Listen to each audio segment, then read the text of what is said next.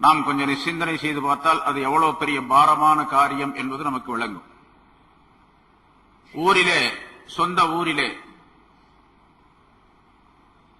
தன்னுடைய மனைவி மக்கள், சொந்த பந்தங்கள் எல்லாம் இருக்கின்றார்கள்.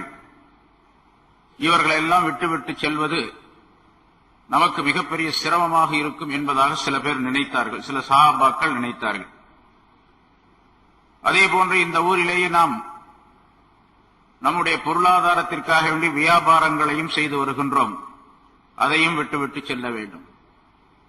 சிலருக்கு தோட்டம் துறவுகள் இருந்தன, அதையும் விட்டுவிட்டு செல்ல வேண்டும்.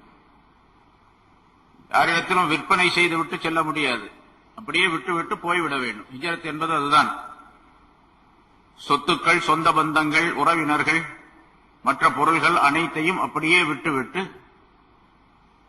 எந்த ஊரிலே தீனை காப்பாற்றிக் கொள்வதற்குரிய நிம்மதி ஏற்படுகின்றதோ, வழிவகைகள் ஏற்படுகின்றனவோ அந்த இடத்திற்கு செல்ல வேண்டும். இது மிகப்பெரிய பாரமான ஒரு காரியம். அதனால் அவர்கள் பலரும் இதை மலைத்தார்கள், சிரமமாக பாரமாக நினைத்தார்கள். அந்த நேரத்தில் அல்லாஹ் தஆலா இந்த ஆயத்தை இறக்கி வைத்தான். யா அய்யுஹல்லதீன ஆமனு, ஈமான் கொண்டவர்களே, லா தத்தஹிது ஆபாஅக்கும் வ இஹ்வானக்கும் அவுலியா, உங்களுடைய பெற்றோரையும் உங்களுடைய சகோதரர்களையும் நீங்கள் உங்களுக்கு நண்பர்களாக, துணைவர்களாக, உங்களுக்கு உதவியாளர்களாக ஆக்கிக் கொள்ள வேண்டாம். உங்களுடைய பெற்றோர்களையும் உங்களுடைய சகோதரர்களையும் உங்களுக்கு உதவியாளர்களாக நீங்கள் ஆக்கிக் கொள்ள வேண்டாம். எப்பொழுது தெரியுமா? இனிஸ்தஹப்புல் குஃப்ர அலல் ஈமான், அவர்கள் ஈமானை விட குஃப்ரை பிரியப்படக்கூடியவர்களாக இருந்தால், அதாவது ஈமானுக்கு வராமல் குஃப்ரிலேயே இருக்கின்றார்கள். இவர் ஈமான் கொண்டு விட்டார், மூமினாக இருக்கின்றார். மூமினாக இருக்கக்கூடிய ஒருவர் தன்னுடைய பெற்றோராக இருந்தாலும் சரி, தன்னுடைய சகோதரர்களாக இருந்தாலும் சரி, அவர்களை தங்களுக்கு நேசர்களாக, நண்பர்களாக, உதவியாளர்களாக ஆக்கிக் கொள்ளக்கூடாது. அவர்கள் குஃப்ரிலேயே இருக்கக்கூடிய நேரத்தில் ஈமானை விட குஃப்ரை அவர்கள் விரும்புகின்ற நேரத்தில் விரும்புவார்களேயானால் அவர்களை நீங்கள் உங்களுடைய பெற்றோர்களையும் உங்களுடைய சகோதரர்களையும் நீங்கள் உங்களுக்கு நண்பர்களாக, நேசர்களாக, உதவியாளர்களாக ஆக்கிக் கொள்ளக்கூடாது என்று அல்லாஹ் தஆலா குறிப்பிடுகின்றார். அவர்கள் இப்படி நினைத்துக் கொண்டிருந்தார்கள்.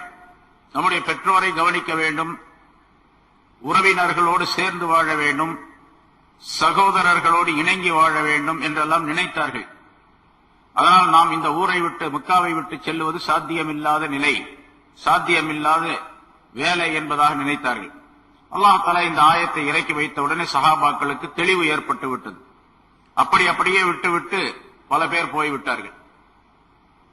ஆனால் எல்லோரும் போகவில்லை. சில பேர் அங்கிருந்து ஹிஜ்ரத் செய்து போய்விட்டார்கள். தங்களுடைய சொத்து சுகங்கள் அத்தனையும் விட்டுவிட்டு, இஸ்லாத்திற்கு வராதவர்களாக அவருடைய பெற்றோர் இருந்தாலும் சரி, உறவினர்கள் இருந்தாலும் சரி, மனைவி மக்கள் இருந்தாலும் சரி, எல்லோரையும் விட்டுவிட்டு ஈமான் கொண்டவர்கள் மட்டும் போய்விட்டார்கள். பலர் போய்விட்டார்கள். அடுத்து அல்லாஹ் தஆலா சொல்லுகின்றான், வமன் யதவல்லஹும்,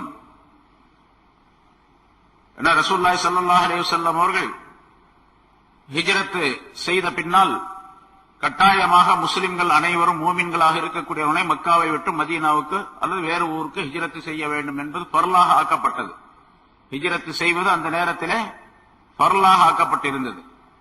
அப்படி ஒருவர் செல்லாவிட்டால் அவர் கடுமையான குற்றத்திற்குரியவராக, தண்டனைக்குரியவராக ஆக்கப்படுவார். அதனால் ரசூலுல்லாஹி ஸல்லல்லாஹு அலைஹி வஸல்லம் அவர்கள் இந்த கட்டளையை சொன்னவுடனே பலரும் பலவிதமாக சிந்தித்தார்கள். தங்களுடைய உறவினர்கள் மீது, தங்களுடைய பெற்றோரின் மீது இரக்கம் கொண்டார்கள். எப்படி நாம் விட்டு செல்லுவது இந்த சொத்துக்களை எல்லாம், பொருள்களை எல்லாம், மக்களை எல்லாம், உறவினர்களை எல்லாம் என்பதாக நினைத்தார்கள். அந்த நேரத்தில் தான் அல்லாஹ் தஆலா இந்த ஆயத்தை இறக்கி வைத்து அவர்களுக்கு ஒரு தெளிவை கொடுத்தான். யாராக இருந்தாலும் சரி, குஃப்ரில் இருக்கக்கூடிய நேரத்தில் அவர்கள் உங்களுக்கு பிரியமானவர்களாக, நேசர்களாக இருக்கக்கூடாது. வமன் யதவல்லஹும் மின்கும், உங்களிலிருந்து எவரேனும் ஒருவர் அவர்களை தனக்கு நேசராக ஆக்கிக் கொள்வாரேயானால், குஃப்ரிலே இருக்கக்கூடிய அந்த உறவினர்களை, பெற்றோராக இருந்தாலும் உறவினர்களாக இருந்தாலும் யாராக இருந்தாலும் அவர்களை தங்களுக்கு நண்பர்களாக, நேசர்களாக, உதவியாளர்களாக ஆக்கிக் கொள்வார்களேயானால் அத்தகையவர்கள் அநியாயக்காரர்கள் என்பதாக அல்லாஹ் குறிப்பிடுகின்றார். அவர்கள் மிகப்பெரிய அநியாயக்காரர்கள். அதாவது இவர் ஈமான் கொண்டு விட்டார், மற்றவர்கள் குஃப்ரிலே இருந்து கொண்டிருக்கின்றார்கள், இவருடைய சொந்தக்காரர்கள் எல்லாம், பெற்றோர்கள் எல்லாம். இருந்தாலும் அவர்களை நேசிப்பது என்பது, அவர்களை தங்களுக்கு உதவியாளர்களாக அல்லது வேறு ஏதேனும் தேவையை அவர்கள் மூலமாக நிறைவேற்றிக் கொள்ள வேண்டும் என்று நினைக்கக்கூடியவர்களாக இருப்பது என்பது மிகப்பெரிய அநியாயத்திற்குரியது என்று அல்லாஹ் குறிப்பிடுகின்றான். இந்த ஆயத்தில் ஒரு கருத்தை குறிப்பிடுகின்றான். ஒரு மனிதர் ஷிர்க் வைப்பது, இணை வைப்பது இருக்கின்றது, அது கடுமையான குற்றம். அதே போல இணை வைக்கக்கூடியவரை விரும்புவதும் குற்றம். இணை வைப்பது குற்றம், இணை வைக்கக்கூடியவரை மனதார விரும்புவதும் குற்றம். அல்லாஹ்வை நிராகரிப்பது குற்றம், அல்லாஹ்வுடைய சட்டங்களை, அல்லாஹ்வுடைய தூதரை நிராகரிப்பது குற்றம். அதே போன்று நிராகரிப்பவர்களை விரும்புவதும் அவர்களை தங்களுக்கு நேசர்களாக ஆக்கிக் கொள்வதும் குற்றம். இரண்டும் சமமான குற்றத்தை சார்ந்தது என்பதை குறிப்பிடுகின்றான் அல்லாஹ் தஆலா. முன்னால சில ஆயத்துகள் முன்னாலும் சொல்லப்பட்டிருக்கின்றன. அது ஆயத்தில் தெளிவாகவே அல்லாஹ் சொல்லுகின்றான், யா அய்யுஹல்லதீன ஆமனூ லா தத்தஹிதுல் காஃபிரீன அவுலியா மின் தூனில் முஃமினீன். காபிர்களை நீங்கள், ஈமான் கொள்ளாத, ஈமானை மறுக்கின்றவர்களை உங்களுக்கு நண்பர்களாக, நேசர்களாக நீங்கள் ஆக்கிக் கொள்ள வேண்டாம், மூமின்களை தவிர்த்து. நண்பர்களாக ஆக்கிக் கொள்ள வேண்டும் என்று சொன்னால் மூமின்களைத்தான் நீங்கள் ஆக்கிக் கொள்ள வேண்டும். அதே போன்று உங்களுடைய தொழில் துறைகளிலே, உங்களுடைய வேலைகளிலே ஒரு காபிராக இருக்கக்கூடியவரை மிக நெருக்கமானவராகவும் நீங்கள் ஆக்கிக் கொள்ளக்கூடாது. லா தத்தஹிது பிதானத்தம் மின் தூனிக்கும், உங்கள் அல்லாத வேறு எவரையும், அதாவது மூமின் அல்லாத வேறு காபிர் எவரையும் உங்களுக்கு நெருக்கமானவர்களாக நீங்கள் ஆக்கிக் கொள்ளக்கூடாது. சிலருக்கு தொழில் துறையிலே அவருடைய தொழிலை கவனிப்பதற்காக முக்கியமான ஒரு மனிதர் தேவைப்படுவார். அவருக்கு நாம் சொல்லுவோம், என்னுடைய வலக்கரத்தை போன்று இவர் எனக்கு விளங்குகின்றார் என்பதாக சொல்லுவோம். என்னுடைய தொழிலிலே இவர் முக்கியமான நபராக இருக்கின்றார், என்னுடைய தொழிலை கவனித்துக் கொள்வதற்கு இவர்தான் மிக தகுதி பெற்றவராக இருக்கின்றார் என்று ஒருவரை சொல்லுகின்றோம். அந்த ஒருவர் காபிராக இருக்கக்கூடாது, மூமினாகத்தான் இருக்க வேண்டும். மூமின்கள் மூமின் அல்லாஹ்வின் மீது நம்பிக்கை வைப்பது என்பது கூடாது. ஏனென்றால் அந்த நம்பிக்கை சில நேரங்களில் இருக்கும், பிறகு அது போய்விடும். நிரந்தரமாக அவர்களிடத்திலிருந்து அந்த நம்பிக்கையை எதிர்பார்க்க முடியாது. ஆகவே மூமினாக இருக்கக்கூடியவர்களை நீங்கள் நேசர்களாக ஆக்கிக் கொள்ளுங்கள் என்பதாக அல்லாஹ் குறிப்பிடுகின்றார். அதே அல்லாஹ் தஆலா இங்கே எவரேனும் அப்படி செய்தால், உமைய தவல்லஹும் மின்கும், உங்களிலிருந்து எவரேனும் ஒருவர் அவர்களில் ஒருவரை நண்பராக ஆக்கிக் கொண்டால் ஃபௌலாயிக ஹுமுல் ஸாலிமூன், அவர்கள் அநியாயக்காரர்கள் என்பதாக அல்லாஹ் குறிப்பிடுகின்றார். இந்த ஆயத்து வந்தவுடனே சஹாபாக்களுக்கு அல்லாஹ் தஆலா தெளிவை ஏற்படுத்தினான். பல சஹாபாக்கள் அங்கிருந்து மக்காவிலிருந்து மதீனாவுக்கு ஹிஜ்ரத் செய்து சென்றார்கள். தங்களுடைய எல்லா பொருள்களையும், சொத்து சுகங்கள் அத்தனையும் விட்டுவிட்டு சென்றார்கள். வரலாற்றிலே நிறைய சம்பவங்களை நாம் பார்க்கின்றோம். அடுத்து அல்லாஹ் தஆலா சொல்லுகின்றான், நீங்கள் ஹிஜ்ரத் செய்யாமல் உங்களுடைய பெற்றோருக்காக வேண்டி, உங்களுடைய மக்களுக்காக வேண்டி, தொழிலுக்காக வேண்டி, வியாபாரத்திற்காக வேண்டி இங்கேயே தங்கி இருந்தால் அல்லாஹ்வையும் ரசூலையும் நீங்கள் பிரியம் வைக்கவில்லை என்று பொருள். நீங்கள் உங்களுடைய பெற்றோரை, உங்களுடைய உறவினர்களை, உங்களுடைய சொந்தக்காரர்களை, உங்களுடைய பொருளை, உங்களுடைய தோட்டம் துறவுகளை, வீடுகளை, இவற்றைத்தான் நீங்கள் விரும்புகின்றீர்கள் என்ற பொருள் ஏற்பட்டுவிடும். அப்படியானால் உங்களுக்கு என்ன நிலை ஏற்படும் என்பதை அல்லாஹ் தஆலா இங்கே குறிப்பிடுகின்றான். நபியை நீங்கள் தெரிவித்து விடுங்கள், சொல்லிவிடுங்கள் இந்த மக்களுக்கு, சஹாபாக்களுக்கு சொல்லிவிடுங்கள், பொதுவாக மக்களுக்கு சொல்லிவிடுங்கள். இன்கான ஆபாஉக்கும், உங்களுடைய பெற்றோர், அபுனாஉக்கும், உங்களுடைய மக்கள், இஹ்வானுக்கும், உங்களுடைய சகோதரர்கள், அஸ்வாஜுக்கும், உங்களுடைய மனைவியர்கள், அஷீரத்துக்கும், உங்களுடைய உறவுக்காரர்கள், அம்வாலும், பொருள்கள், இக்தரஃப்துமூஹா, அதை நீங்கள் சம்பாதிக்கின்றீர்களே சிரமப்பட்டு அந்த பொருள்கள். திஜாரத்துன், ஒரு வியாபாரம், தக்ஷௌன கசாதஹா, அது நஷ்டமாகி விடுமோ என்று நீங்கள் பயந்து பயந்து செய்கின்றீர்களே அந்த வியாபாரம். எத்தனை விஷயத்தை அல்லாஹ் தஆலா சொல்றான். பெற்றோர், மக்கள், சகோதரர்கள், உங்களுடைய மனைவிமார்கள், வாஷீரத்துக்கு உங்களுடைய உற்றார் உறவினர்கள், உங்களுடைய பொருள்கள், உங்களுடைய வியாபாரம். மசாக்கினு தர்லோனஹா, நீங்கள் விரும்பி குடியிருக்கின்ற உங்களுடைய வீடுகள். ரொம்ப அழகா கட்டியிருப்பார். அந்த வீடு அவருக்கு ரொம்ப இன்பமா இருக்கும், இருக்கிறது குடியிருப்புக்கு ரொம்ப இன்பமா இருக்கும். நீங்கள் பொருந்திக் கொள்ளக்கூடிய விரும்புகின்ற உங்களுடைய இல்லங்கள், குடியிருப்பு இடங்கள், இவையெல்லாம் 8 விஷயங்களை அல்லாஹ் தஆலா சொல்லுகின்றான். இவை அனைத்தும் அஹப்ப இலைக்கும், உங்களுக்கு ரொம்ப பிரியமானதாக இருந்தால், மினல்லாஹி வ ரசூலிஹி, அல்லாஹ்வை விட, அல்லாஹ்வுடைய ரசூலை விட, வ ஜிஹாதின் ஃபீ சபீலிஹி, அவருடைய பாதையிலே நீங்கள் போர் செய்வதை விட, இந்த பொருள்கள் எல்லாம் உங்களுக்கு விருப்பமானவையாக இருந்தால், நம்ம அப்படித்தான் இருக்கிறோம்.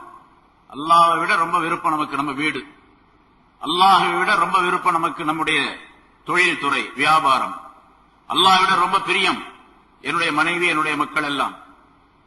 இங்க அல்லாஹ் சொல்றான், இப்படி உங்களுக்கு இருந்தால், இது விருப்பமானவையாக பிரியமானவையாக இருந்தால், ஃபதரப்பசு ஹத்தா யக்தி அல்லாஹு பி அம்ரிஹி, அல்லாஹ் தஆலா தன்னுடைய தண்டனையை கொண்டு வருவதை நீங்கள் எதிர்பாருங்கள். எல்லாம் பிரியமா இருந்துச்சு அல்லாஹ் ரசூலை விட, அல்லாஹ்வுடைய பாதையிலே ஜிஹாத் செய்வதை விட நீங்கள் அல்லாஹ்வுடைய தண்டனையை எதிர்பாருங்கள்.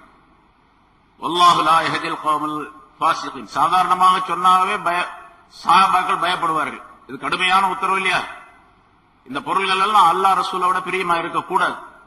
அல்லாஹ்வுடைய ரசூலுடைய பிரியம் இவை அனைத்தை விட மிகைத்திருக்க வேண்டும். அல்லாஹுக்காக வேண்டி ஒரு வேலையை செய்ய வேண்டும் என்று சொல்லப்படும் பொழுது இந்த பொருள்கள் எல்லாம் குறுக்க வரக்கூடாது. இதுக்காக வேண்டி அதை விட்டுடக்கூடாது. வாங்க சொல்லியாச்சு, கடையில ரொம்ப மும்முரமா வியாபாரம் நடந்து கொண்டிருக்கின்றது.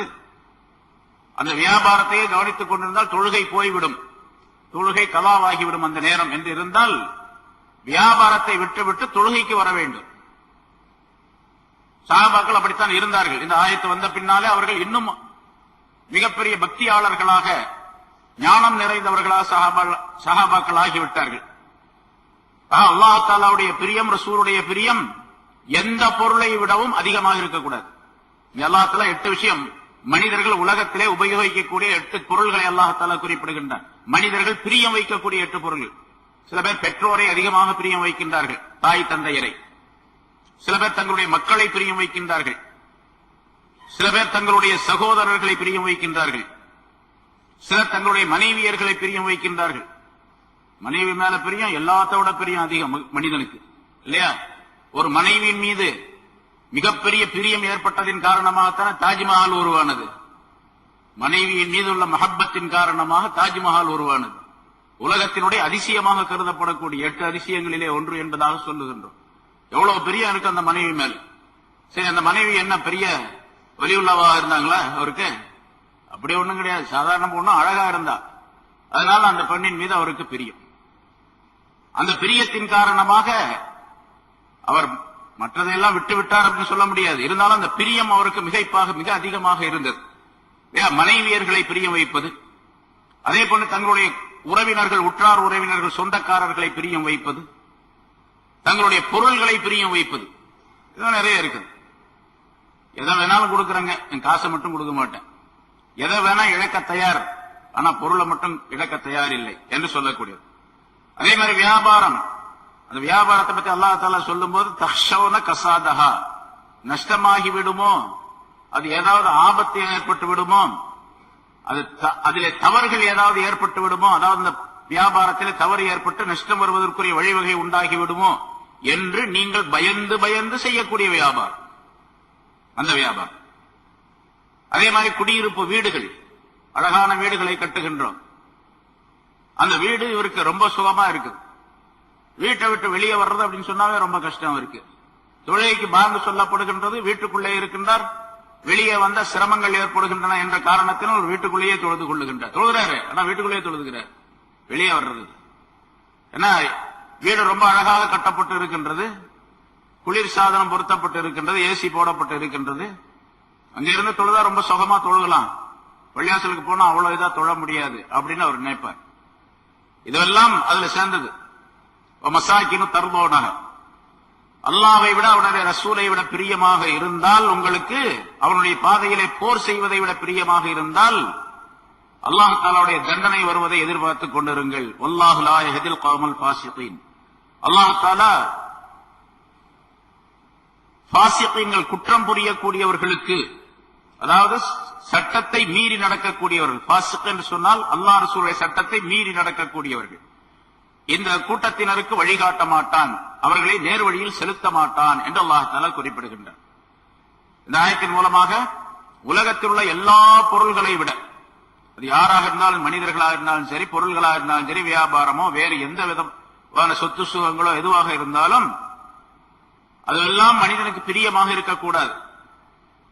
அல்லாஹ் ரசூலுடைய சட்டங்களை நிறைவேற்றுகின்ற நேரத்தில் இது குறுக்கே வந்து இந்த பிரியம் அவனை கெடுத்து விடக்கூடாது.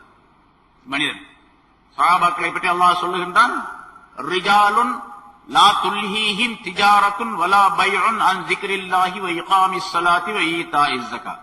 சில மனிதர்கள் இருக்கின்றார்கள், சஹாபாக்களை அல்லாஹ் சொல்லுகின்றார், சஹாபாக்களை பற்றி சில மனிதர்கள் இருக்கின்றார்கள்,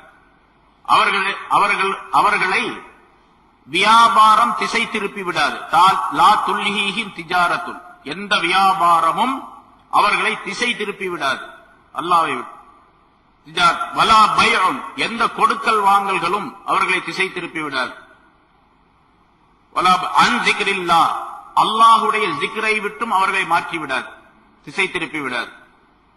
வ இகாமிஸ் ஸலாத், தொழுகையை நிறைவேற்றுவதை விட்டும் அவர்களை திசை திருப்பி விடாது, மாற்றி விடாது.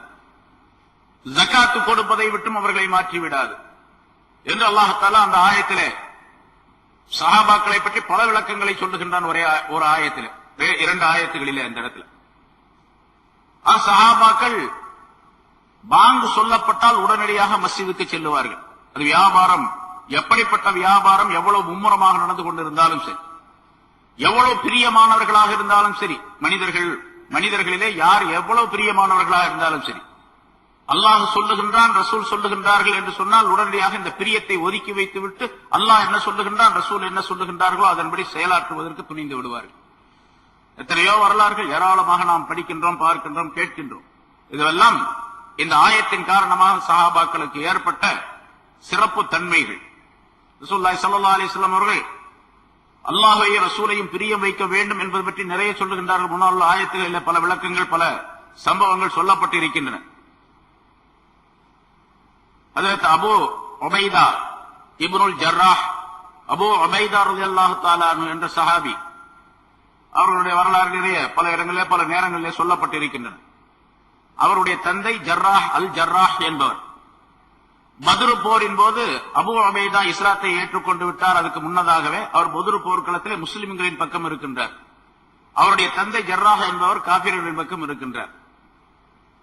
அந்த போர்க்களத்திலேயே பல நேரங்களிலே தந்தை மகனை சந்தித்து, எதிர்த்தரப்பில் இருக்கக்கூடிய காபிர்களின் பக்கம் இருக்கக்கூடிய தந்தை முஸ்லிம்களின் பக்கம் இருக்கக்கூடிய தன்னுடைய மகன் அபூ உபைதாவை பார்த்து சொல்லுகின்றார், நம்முடைய தெய்வம் தான்ப்பா உண்மையான தெய்வம், நீ இதை விட்டுப்பட்டு அங்க போயிட்டியே, நம்முடைய தெய்வங்களுடைய சிறப்புகள் இப்படி இப்படி என்று சொல்லி தங்களுடைய அந்த சிலை தெய்வங்களை பற்றி உள்ள வர்ணனைகளை சொல்லி காட்டிக் கொண்டே இருந்தார்.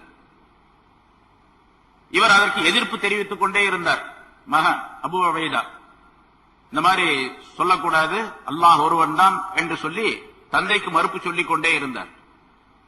அவர் தகப்பனார் ரொம்ப அதிகமாக சொல்ல ஆரம்பிச்சார். போர்க்களத்திலே எதிரில் சந்திக்கக்கூடிய நேரத்திலே பேச்சுகள் நடக்கின்றன. அவர் தன்னுடைய தெய்வங்களை பற்றி சொல்லிக் கொண்டிருக்கின்றார். இவர் அதை மறுத்தார். கடைசியாக அவர் அதிகமாக சொல்லி, நீ கண்டிப்பாக இந்த மார்க்கத்தை விட்டுவிட வேண்டும் என்பதாக சொல்லி வலியுறுத்தி ரொம்ப அதிகமாக சொன்ன நேரத்தில் கையில் இருந்த வாளாக தன்னுடைய தகப்பனாரை வெட்டி வீழ்த்தி விட்டார். தன்னுடைய தந்தையை பத்ர் போர்க்களத்தில் அபூ உபைதா அல் ஜர்ராஹ் என்பவரை வெட்டி வீழ்த்தினார். இதுதான் அல்லாஹ்வுடைய ரசூலுடைய பிரியம் மிகைத்திருப்பது என்பதற்கு அடையாளம். அல்லாஹ்வுடைய ரசூலுடைய பிரியம் இருக்கின்றது என்று சொன்னால் எப்படி நடந்து கொள்ள வேண்டும் என்பதற்கு உதாரணம். அதாவது அஸ்மா ரலியல்லாஹு தஆலா அன்ஹா அவர்கள் சொல்லுகின்றார்கள், யா ரசூலல்லாஹ், ரசூலுல்லாஹி ஸல்லல்லாஹு அலைஹி வஸல்லம் அவர்களிடத்தில் அவர் கேட்கின்றார், யா ரசூலல்லாஹ், என்னுடைய தாய் இன்னும் இஸ்லாத்தை ஏற்றுக்கொள்ளவில்லை. இஸ்லாத்தை ஏற்றுக்கொள்ளாத காபிரான என்னுடைய தாய் என்னிடத்தில் வருகின்றார். என்னை பார்ப்பதற்காக வேண்டி பிரியப்பட்டு வருகின்றார். ஆனால் அவர் முஷ்ரிக்காக இருக்கின்றார். நான் அந்த தாயுடன் பாசமாக பழகலாமா? தாய் என்ற அந்தஸ்தை அந்த பெண்ணுக்கு, அந்த என்னுடைய தாய்க்கு கொடுத்து அவருக்கு மரியாதை செய்யலாமா என்பதாக கேட்டார். இந்த கேள்விதான் இங்க முக்கியம்.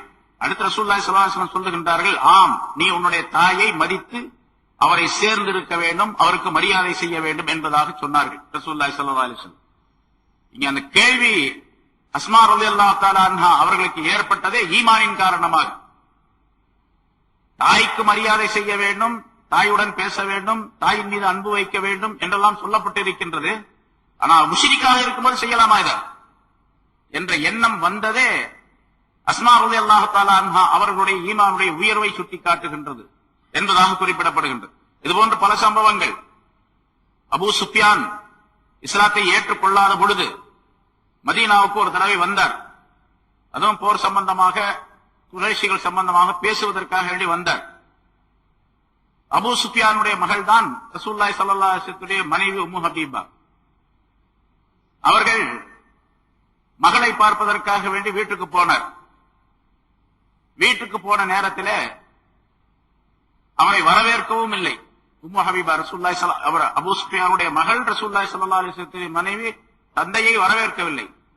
வரவேற்கவில்லை என்பது மட்டுமல்ல, அங்கே ஒரு பாய் கிடந்தது அல்லது ஒரு போர்வை கிடந்தது, அதிலே போய் உட்காருவதற்காக வேண்டி அவர் போனார். வரவேற்கவும் இல்லை, உட்கார சொல்லவும் இல்லை. மக தகப்பனார் என்ன பண்ணாரு, அந்த பாயில போய் உட்கார்றதுக்கு போனார். உடனே உம்மு ஹபீபா அந்த பாயை எடுத்து சுருட்டி ஓரத்துல வச்சுட்டாங்க. நீ நஜீஸான ஆளு உட்காரக்கூடாது அப்படின்ட்டாங்க. யாரை பார்த்து சொல்றாங்க? தந்தையை பார்த்து சொல்லுகின்றாங்க. நான் அப்படி செய்யக்கூடாது. இங்க ரசூலுல்லாஹி ஸல்லல்லாஹு அலைஹி வஸல்லம் அவர்கள் அஸ்மா ரலியல்லாஹு தஆலா அவர்களுக்கு சொன்னது, அவர்கள் காபிராக முஷ்ரிக்காக இருந்தாலும் கூட அவர்களுக்கு மரியாதை செய்ய வேண்டும், அவர்களுக்கு உபகாரம் செய்ய வேண்டும் என்றெல்லாம் சொல்லப்பட்டிருக்கின்றது. ஆனா அவர்களுடைய விளக்க ரசூலுல்லாஹி ஸல்லல்லாஹு அலைஹி வஸல்லம் அந்த நேரத்தில் இந்த சொன்ன செய்தி அவர்களுக்கு தெரியாமல் இருந்திருக்கலாம்.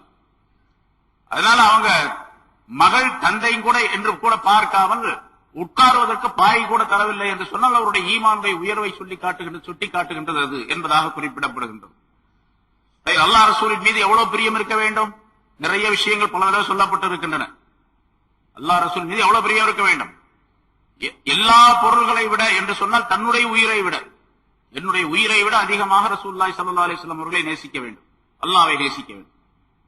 ஹஜ்ரத் உமர் ரலியல்லாஹு தஆலா அன்ஹு அவர்கள் ஒரு தடவை சஹாபாக்களோடு ரசூலுல்லாஹி ஸல்லல்லாஹு அலைஹி வஸல்லம் அவர்களோடு நின்று கொண்டிருந்தார்கள்.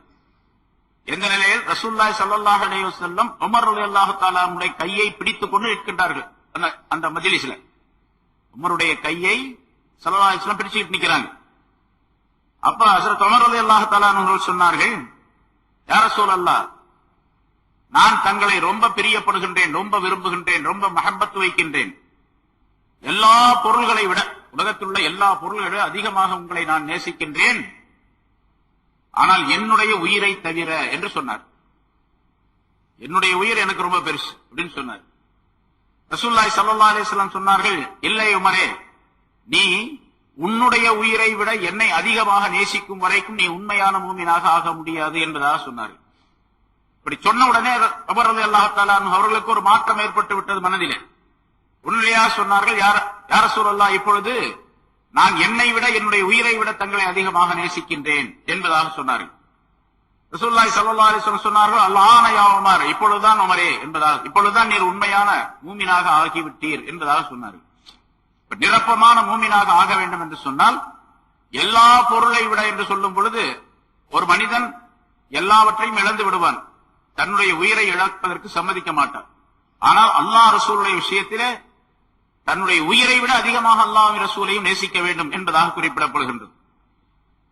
பொதுவாக மனிதன் ரொம்ப பசியாக இருக்கக்கூடிய நேரத்தில் ஒரு இனிமையான உணவு அவனுக்கு கிடைக்கின்றது என்று வைத்துக் கொள்வோம். ரொம்ப சுவையான ஒரு உணவு இருக்கின்றது, அவன் முன்னால் கொண்டு வரப்படுகின்றது. ஆனால் ரொம்ப கடுமையான பசி உடையவனாக அவன் இருக்கின்றான். கடுமையான பசி நேரத்தில் அந்த இனிமையான சுவையான உணவை எப்படி விரும்புவானோ அதுபோன்று அல்லாஹ்வுடைய ரசூலை விரும்ப வேண்டும். எல்லா அந்த நேரம் பாருங்க, பசி, கடுமையான பசி, நல்ல சுவையான உணவு, எதுவுமே அந்த நேரத்தில் அவனுக்கு தேவையில்லை, இந்த உணவு தான் தேவை என்ற நிலை இருக்கு. அதுபோன்ற கடுமையான தாகம் ஒருவனுக்கு, குளிர்ந்த நீர் பக்கத்தில் இருக்குது, தாகத்தின் காரணமாக அவன் இறந்து விடுவான் என்ற நிலை இருக்கின்றது. இந்த நேரத்தில் அந்த மனிதனுக்கு உலகத்தில் உள்ள எல்லா பொருளை விட, தன்னுடைய மனைவி, தன்னுடைய மக்கள், தன்னுடைய உயிர், எல்லாவற்றை விட அந்த தண்ணி அவனுக்கு பிரியமானதாக இருக்கும். இது போன்ற அல்லாஹ்வின் மீதும் ரசூலின் மீதும் பிரியம் இருக்க வேண்டும் என்பதாக குறிப்பிடுகின்றார்கள். இந்த தன்மை வர வேண்டும் என்று சொன்னால் ஞானவான்கள் குறிப்பிடுகின்ற இந்த ஆயத்திற்கு விளக்கம் தரும் பொழுது முஃபஸ்ஸிரீன்கள் சிலர் குறிப்பிடுகின்றார்கள், அல்லாஹ் மீது ரசூலின் மீது பிரியம் வர வேண்டும் என்று சொன்னால் அல்லாஹையும் ரசூலையும் யார் பிரியப்பட்டு வாழுகின்றார்களோ உலகத்திலே, அல்லாஹ் ரசூலை பிரியப்பட்டு மஹப்பத் வைத்து அந்த மஹப்பத்திலே வாழ்ந்து கொண்டிருக்கின்றார்களோ அவர்களோடு சகவாசம் வைத்துக் கொள்ள வேண்டும், சுஹபத் வைத்துக் கொள்ள வேண்டும். அந்த சகவாசத்தின் காரணமாக இவருக்கு அந்த பிரியம் கிடைக்கக்கூடிய வாய்ப்பு ஏற்பட்டுவிடும். நான் நிறைய பல தடவை சொல்லியிருக்கிறேன். ரசூலுல்லாஹி ஸல்லல்லாஹு அலைஹி வஸல்லம் சொன்னது அல்லது ஞானவான்கள் சொன்னதாக குறிப்பிடப்படும். குன் மஅல்லாஹ், நீ அல்லாஹ்வுடன் இரு. அல்லாஹ்வுடன் இரு என்று சொன்னால் அல்லாஹ் சொன்னதை எல்லாம் கேளு அப்படின்னு அர்த்தம். அல்லாஹ்வுடன் இரு, அல்லாஹ்வுடன் சேர்ந்து அல்லாஹ்வுக்கு நெருக்கமாக இரு.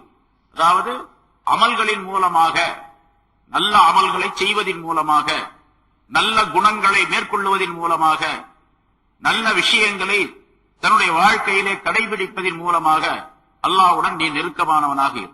அல்லாஹ்வுடன் நெருக்கமாக இருப்பதற்கு அமல்கள் தேவை, அக்லாக் தேவை, நல்ல விஷயங்கள் அனைத்தும் தேவை.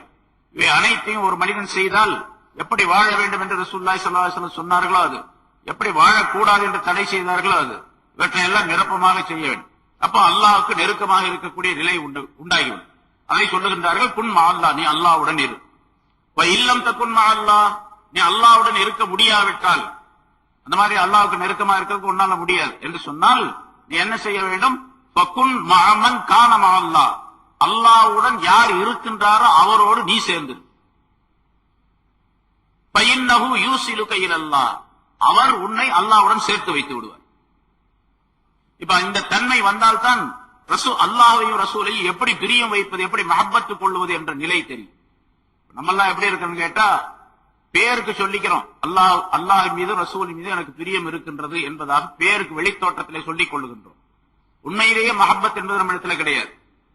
மஹப்பத் இருந்தால் அல்லாஹ் சொல்லுகின்றான், ரசூல் சொல்லுகின்றார்கள் என்று ஒரு விஷயத்தை சொல்லும் பொழுது, கேள்விப்படும் பொழுது உடனடியாக அந்த விஷயங்கள் அனைத்தையும், உலக சம்பந்தப்பட்ட அத்தனை விஷயங்களையும் விட்டுவிட்டு எது சொல்லப்படுகின்றோ அதன் பக்கம் வர வேண்டும், செயல்பட வேண்டும். அதை ஆராய்ச்சி எல்லாம் செய்து கொண்டிருக்க கூடாது. இது சரியா சரியில்லையா, அவர் சொல்றது இந்த ஹதீஸ் சரியா, இந்த ஆயத்து சரியா, அல்லது இதுக்கு வேறு விளக்கமா, இந்த விளக்கம் தானா அப்படின்னு சொல்லிட்டு இவர் ஆராய்ச்சி செய்ய செய்ய என்ன கேட்டா, இவருடைய எல்லா விதமான நல்ல தன்மைகளும் போய்விடக்கூடிய சூழ்நிலை ஏற்பட்டுவிடும். இந்த உலகத்துல பெரும்பாலான மனிதர்கள் அப்படித்தான் ஆக்கப்பட்டு விட்டது. நாம் பார்க்கிறோம். சாதாரணமாக ஒரு விஷயத்தை சொன்னா, இந்த சொன்னது சரியா, அது எந்த ஹதீஸ்ல இருக்குது, இதுக்கு ஆதாரம் என்ன, ஆதாரம் தேடுவதிலேயே நேரம் போய்விடுகின்றது. இவர் அமல் செய்ய முடியாது. அமல் செய்ய முடியாவிட்டால் அல்லாஹ்வுடைய ரசூலுடைய பிரியம் என்பது இவருக்கு இருக்காது. அதனால அல்லாஹ்வுடைய பிரியம் இந்த அளவுக்கு இருக்க வேண்டும். சஹாபாக்கள் எப்படி வாழ்ந்தார்களோ அந்த தன்மை உடையவர்களாக ஆக வேண்டும் என்று முயற்சிக்க வேண்டும். ஆனா சஹாபாக்களை போன்று நம்ம ஆக முடியாது இல்லையா? சஹாபாக்களை போன்று யார் எவ்வளவு பெரிய விலாயத்துடையவர்களாக இருந்தாலும், எவ்வளவு பெரிய வலியாக இருந்தாலும் ஆக முடியாது. அதே போல அல்லாஹ் மீது ரசூல் மீது அவர்கள் எப்படி பிரியம் வைத்தார்களோ அந்த பிரியத்தையும் நாம் கொள்ள முடியாது, மேற்கொள்ள முடியாது. இருந்தாலும் சஹாபாக்களுடைய வாழ்க்கையை நாம் முன்மாதிரியாக நாம் ஆக்கிக் கொள்ள வேண்டும். அல்லாஹ் மீது ரசூல் மீது பிரியம் வைத்தவர்களுடைய வாழ்க்கை முன்மாதிரியாக ஆக்கிக் கொண்டு செயல்பட வேண்டும் என்பதையெல்லாம் இந்த ஆயத்தின் மூலமாக அல்லாஹ் தஆலா தெரியப்படுத்துகின்றார். பல ஹதீசுகள் அல்லாஹ்வுக்காக வேண்டி, ரசூலுக்காக வேண்டி வாழ வேண்டும் என்பது, இந்த பொருள்கள் எல்லாம் பெரிதாக நம் முன்னால் வரக்கூடாது என்பதற்கு பல ஹதீசுகளை ரசூலுல்லாஹி ஸல்லல்லாஹு அலைஹி வஸல்லம் அவர்கள் சொல்லுகின்றார்கள். ஒரு ஹதீஸ், மன் அஹப்ப லில்லாஹ் வ அபகத லில்லாஹ் வ அத்தா லில்லாஹ் வ மனஅ லில்லாஹ் ஃபகத் இஸ்தக்மல் ஈமான். ஈமான் நிரப்பமாக இருப்பதற்கு 4 விஷயங்களை ரசூலுல்லாஹி ஸல்லல்லாஹு அலைஹி வஸல்லம் சொல்லித் தருகின்றார்கள். ஒருவர் அல்லாஹ்வுக்காக வேண்டிய மற்றவரை பிரியம் வைக்கக்கூடியவராக இருந்தால், ஒருவர் இன்னொருவரை நேசிக்கின்றார், நான் ஒருவரை நேசிக்கின்றேன், பிரியப்படுகின்றேன் என்று சொன்னால் அல்லாஹ்வுக்காக வேண்டி இருக்க வேண்டும். அதாவது அல்லாஹ் ரசூலுடைய கட்டளையை, சொற்களை நானும் அவரும் சேர்ந்து முழுமையாக நிறைவேற்றுவதற்குரிய நட்பாக அது அமைந்து விட வேண்டும். என் மூலமாக அவர், அவர் மூலமாக நான், பலன் தரக்கூடிய சூழ்நிலை ஏற்பட வேண்டும். அதுக்கு பேர் தான் அல்லாஹ்வுக்காக வேண்டி பிரியப்படுவது, அல்லாஹ்வுக்காக வேண்டி மஹப்பத் வைப்பது, நட்பு கொள்வது என்பதாக பொருளாகும்.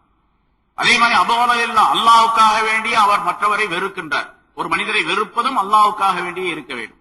உலகத்தினுடைய எந்த நோக்கத்திற்காக வேண்டி, அவர் எனக்கு காசு கொடுக்கல, அவர் நான் சொன்னதை கேட்கல, என்ன மதிக்கல. பெரும்பாலும் ஒருவர் இன்னொருவரை வெறுப்பது எதற்காக வேண்டி வெறுக்கின்றார்கள்? என்ன அவர் மதிக்கவே மாட்டேங்கிறாருங்க அப்படின்னு சொல்லுவோம்.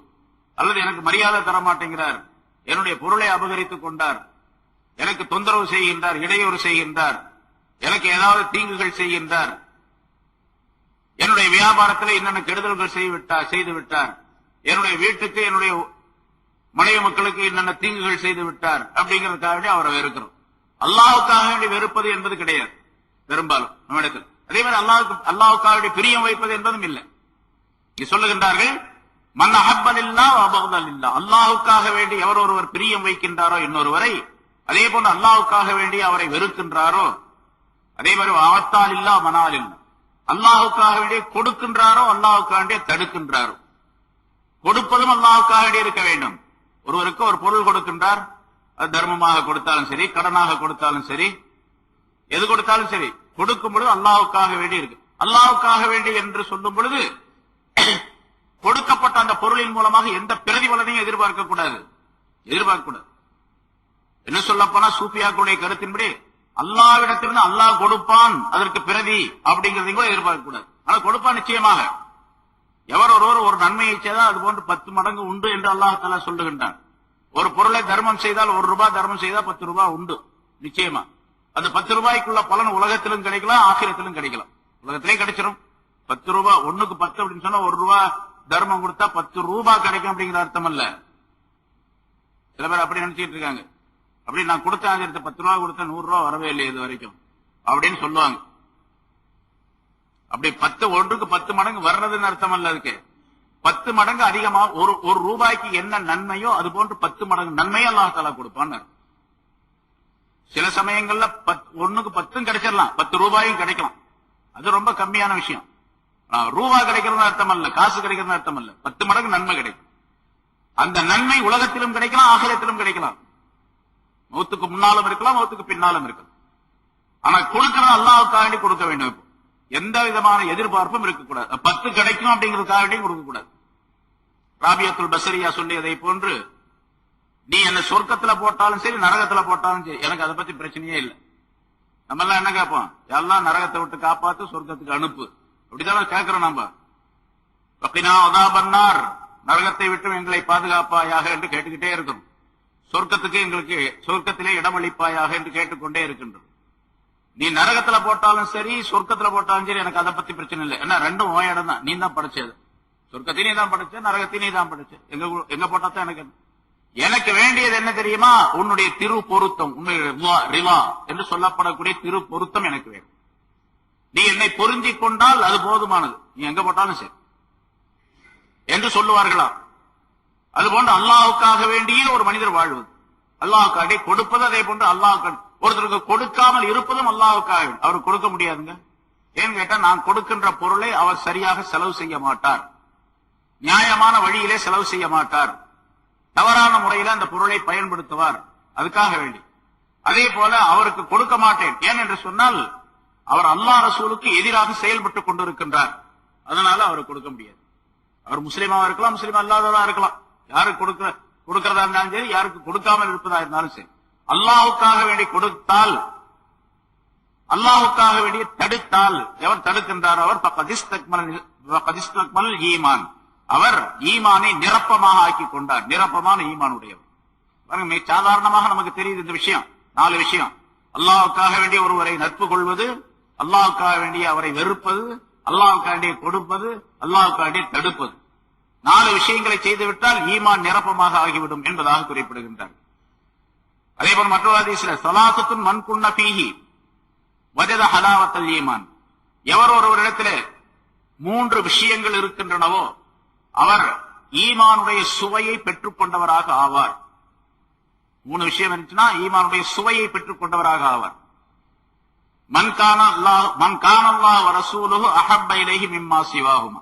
முதல்ல சொன்ன கருத்து, அல்லாஹும் அவனுடைய ரசூலும் அவனுடைய தூதரும் அந்த இருவர் அல்லாத மற்றவர்களை விட இவருக்கு அவர்கள் பிரியமாக இருக்க வேண்டும். அதாவது உலகத்தில் உள்ள எல்லா பொருளை விட அல்லாஹ் ரசூலும் பிரியமா இருக்கணும். 1. வமன் அஹப்ப அப்தன் லா யுஹிப்பு இல்லா லில்லாஹ். ஒரு மனிதரை ஒருவர் அவர் பிரியம் வைக்கின்றார், அல்லாஹ்வுக்காக வேண்டி அவரை பிரியம் வைக்க வேண்டும். 2. வமன் யக்ரஹு அன் யஊத ஃபில் குஃப்ரி பஅத அன் அன்கதஹு அல்லாஹு மின்ஹு கமா யக்ரஹு அன் யுல்கா ஃபின்னார்.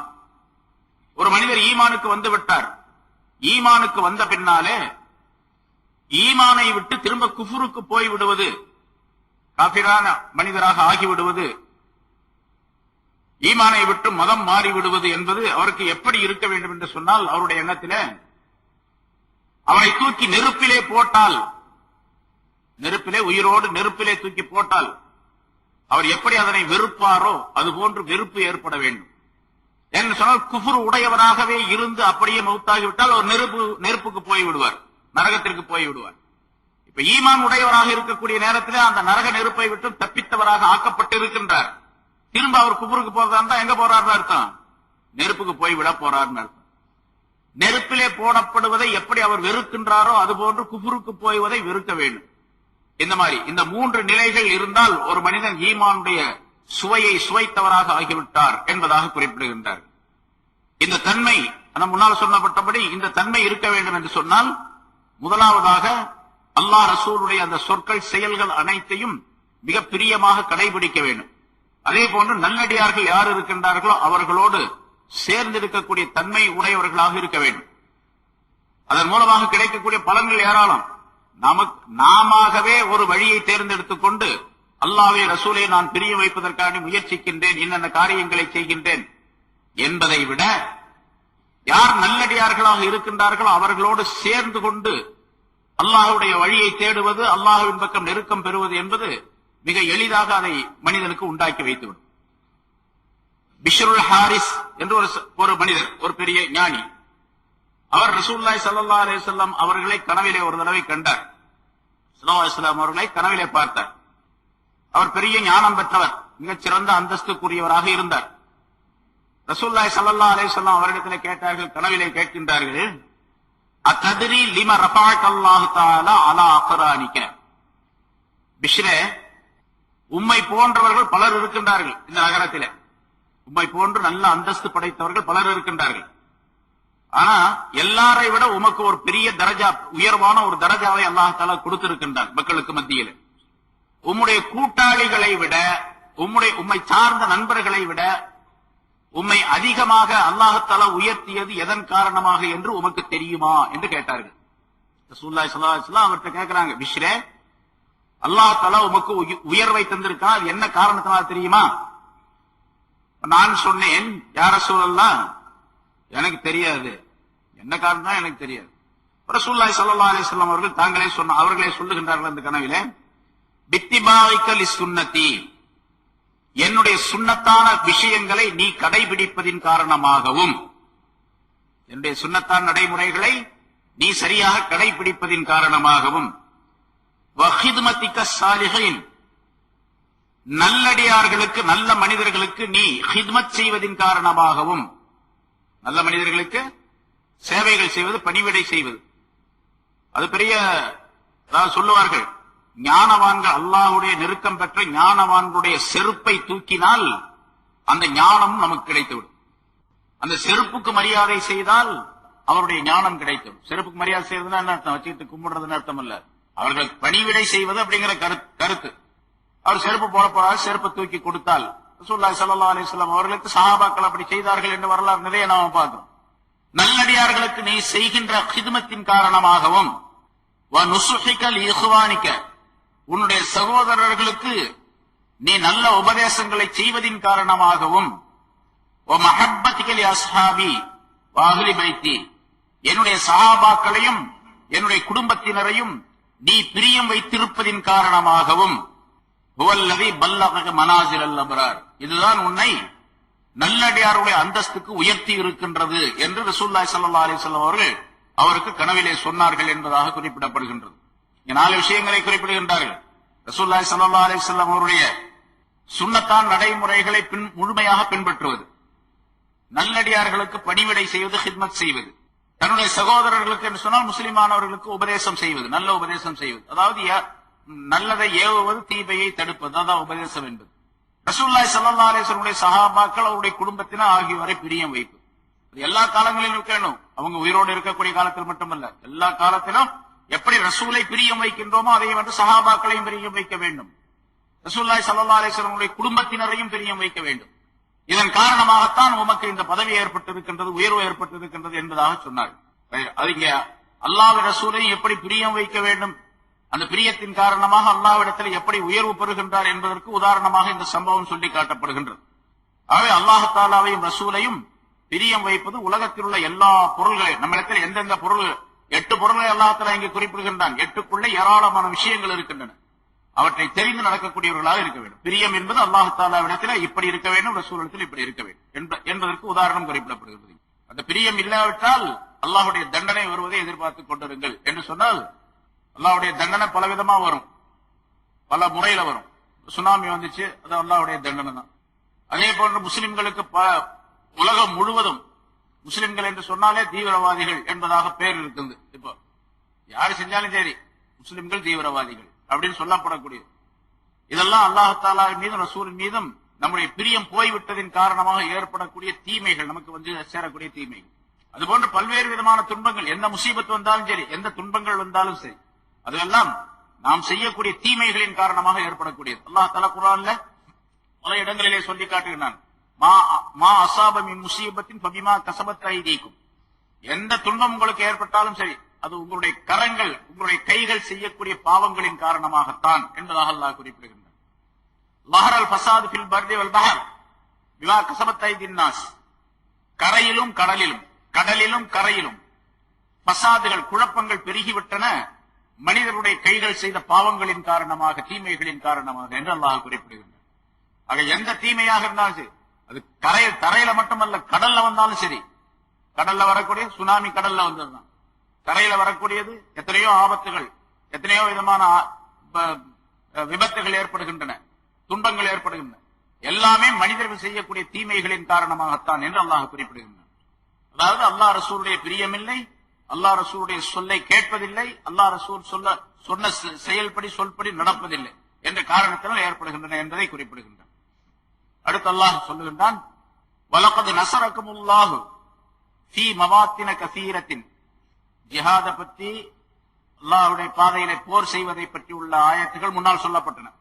இந்த போர் செய்வது, அல்லாஹ் மீது பிரியம் வைப்பது, ரசூலின் பிரியம் வைப்பது எல்லாம் ஈமானுடைய சிபத்து தன்மைகளை சார்ந்தது என்று அல்லாஹ் தஆலா குறிப்பிட்டார். இந்த இடத்துல உலகத்தில் உள்ள எல்லா பொருளை விட, எல்லா மனிதர்களை அல்லாஹ் ரசூலையும் அதிகமாக பிரியம் வைக்க வேண்டும் என்பதையும் குறிப்பிட்டார். அதே போல இங்க அடுத்து ரசூலுல்லாஹி ஸல்லல்லாஹு அலைஹி வஸல்லம் அவருடைய காலத்தில் நடந்த போரை பற்றி அல்லாஹ் இங்கே குறிப்பிடுகின்றார். ஒரு போரை பற்றி, ஹுனைன் போர் என்பதாக சொல்லப்படும் ஹுனைன் என்ற இடத்திலே நடந்த போர், அதை பற்றி ஒரு குறிப்பை அல்லாஹ் தஆலா சொல்லி அல்லாஹ்வின் மீது எப்படி நம்பிக்கை வைக்க வேண்டும் என்பதும், அல்லாஹ்வுடைய பாதையிலே எப்படி ஜிஹாத் செய்ய வேண்டும் என்பதையும் அல்லாஹ் தஆலா இதிலே குறிப்பிடுகின்றார். வலகத் நஸரகுமுல்லாஹு ஃபீ மவாத்தின கஸீரத்தின். பல இடங்களிலே பல போர்க்களங்களிலே அல்லாஹ் தஆலா உங்களுக்கு திட்டமாக உதவி செய்து விட்டான், உதவி செய்துள்ளான். பல போர்க்களங்களிலே, பத்ரிலிருந்து ஆரம்பிச்சா எல்லா போர்க்களங்களிலும் அல்லாஹ் தஆலா உதவி செய்திருக்கின்றான். இங்கே ஏராளமான பொருள், ஃபீ மவாத்தின கஸீரத்தின், அதிகமான போர்க்களங்களிலே என்று சொன்னால் எல்லா போர்க்களங்களிலும் அர்த்தம், எல்லா போர்க்களங்களிலும் அல்லாஹ்வுடைய உதவி உங்களுக்கு ஏற்பட்டிருக்கின்றது.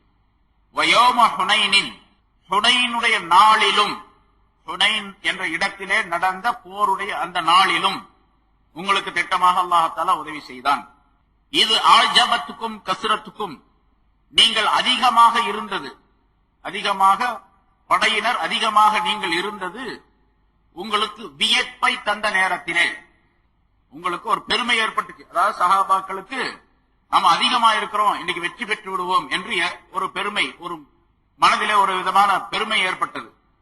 அந்த நேரத்திலும் ஹுனைனுடைய நாளிலே அல்லாஹ் தஆலா உங்களுக்கு உதவி செய்தான் என்று அல்லாஹ் குறிப்பிடுகின்றான். மக்காவுடைய வெற்றி ஹிஜ்ரி 8வது ஆண்டு நடந்தது.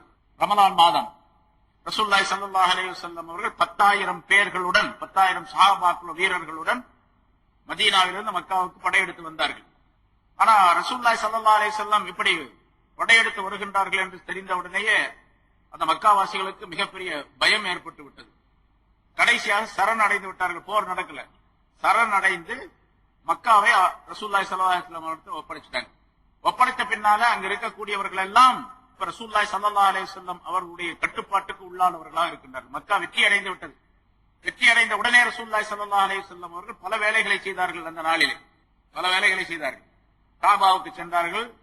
அங்கிருந்த எல்லா சிலைகளையும் தங்களுடைய கைத்தடியால் இழுத்து கீழே போட்டு அதை உடைத்தார்கள். ஜாஅல் ஹக் வ ஸஹகுல் பாத்தில், சத்தியம் வந்து விட்டது, அசித்தியம் அழிந்து விட்டது என்ற இந்த வாசகத்தை ஆயத்தை சொல்லிக் கொண்டே அதை தள்ளினார்கள். பிறகு அதையெல்லாம் அந்த சிலைகளை விட்டு சுத்தம் செய்தார்கள்.